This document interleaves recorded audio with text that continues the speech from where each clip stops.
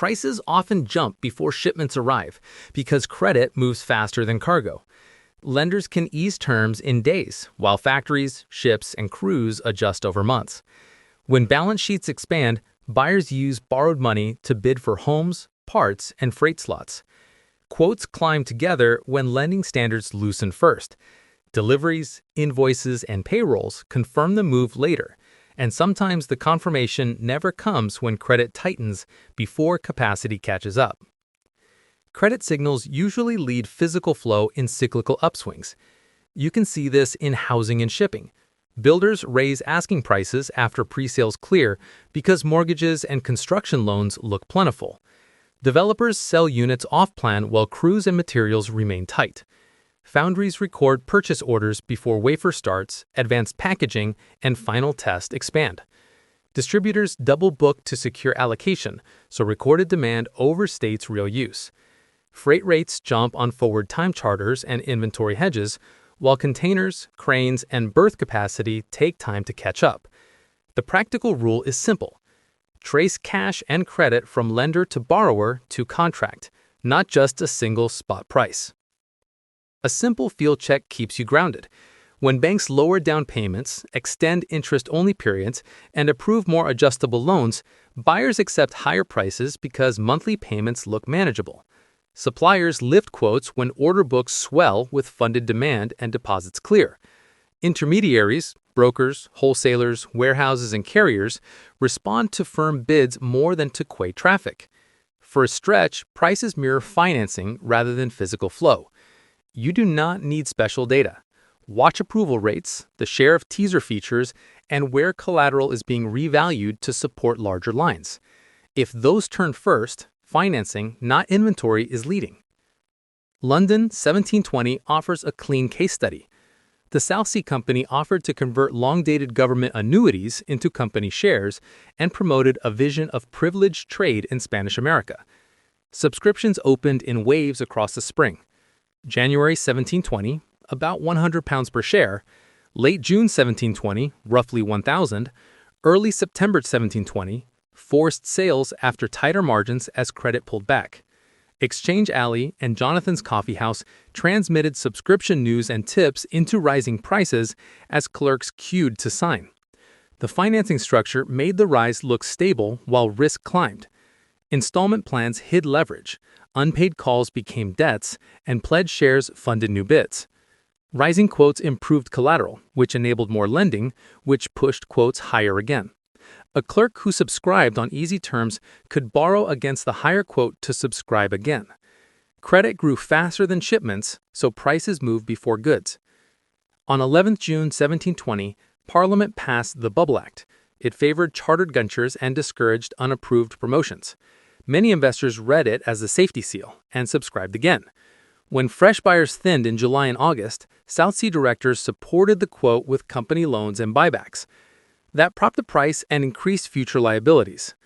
By early September, Goldsmith bankers widened margins, asked for coin rather than paper collateral, and forced sales. Prices fell as credit retreated. The mechanism is straightforward. Prices rise, collateral rises, lending expands. The wheel stops when new buyers slow and margin rules stiffen. At that point, shortages can coexist with falling share prices because financial signals and physical supply run on different clocks. Paper can drop while imported goods stay firm because vessels still need time and credit, tied to collateral, is shrinking. After the break, the cleanup followed plain steps. Households faced calls they had expected to meet with later profits. Some sold domestic items to cover installments. Banks and pension funds liquidated other holdings to raise cash as collateral weakened. Shops trimmed orders, workshops slowed, and street traffic thinned. Trust returned through audits, simpler accounts, and steadier finance, rather than through dramatic rescues. Parliamentary inquiries took evidence, documented transactions, recovered a portion of gains, and reworked select debts. Confidence rebuilt one ledger at a time. The timing mismatch repeats. In the 1840s, railway promotions pushed shares and land values ahead of freight flows.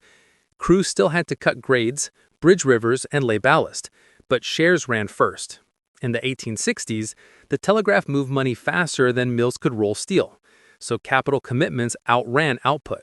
In the early 2000s, housing and tech cycles showed the same cadence. Prices and expectations moved first on easy credit. Shipments, hiring, and plant capacity followed later. Observers who watched reference rates, funding costs, maturities, and margin terms explained balance sheet stress better than observers who watched stocks alone. The pattern holds because credit can scale with a signature. Capacity must be planned, contracted, and built. Ask one question in any surge: is credit growing faster than capacity? Translate that into today's work. In housing, compare mortgage availability and builder finance with completions, inspections, and the supply of key materials. If bids and reservations jump while completions remain slow and crews are backlogged, credit is leading. Bookings, cancellation penalties, fab utilization, and outsourced assembly hours with wafer starts. If lead times stretch because customers place overlapping orders across vendors, recorded demand is running ahead of production. In shipping, compare spot and one-year time charter rates with port throughput, berth productivity, and idle container counts. If rates spike while throughput changes little, financing conditions and hedging are doing the lifting. Make this practical with paired measures, one financial and one physical, so you catch the handoff early. Housing means mortgage approvals versus completions and certificates of occupancy. Chips mean book-to-bill versus wafer starts or OSAT hours. Shipping means one-year time charter indexes versus container throughput and turnaround times. If the financial metric accelerates while the physical metric drifts, expect strain when funding tightens. If both rise with low cancellations and rising staffed capacity, the move has broader support. Keep the pairs simple, update them on a steady cadence, and avoid letting a single headline steer the view. Watch 4 early flags and 1 policy trap.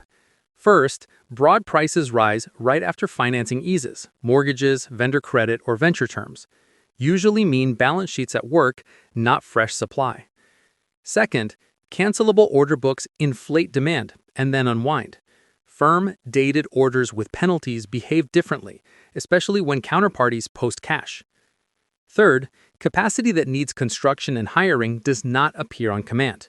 Ships, rigs, fabs, grid upgrades, and skilled crews require contracts, inputs, and time. Fourth, leverage turns good math bad when collateral stops rising. Margin loans, installment plans, and vendor finance are sensitive to haircut rules and rate sets.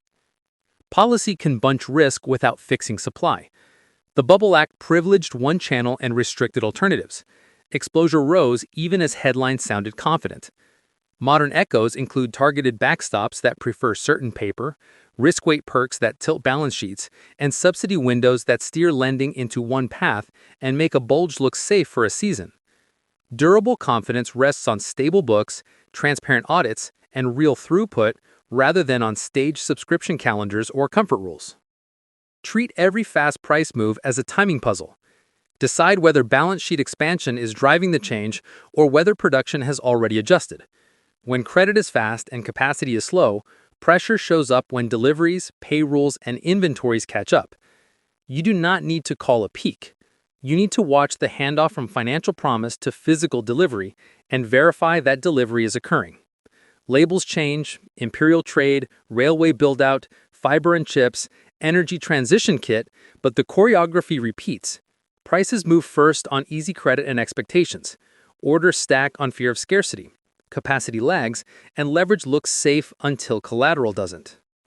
Before you act, run 4 checks in order and write down the answers.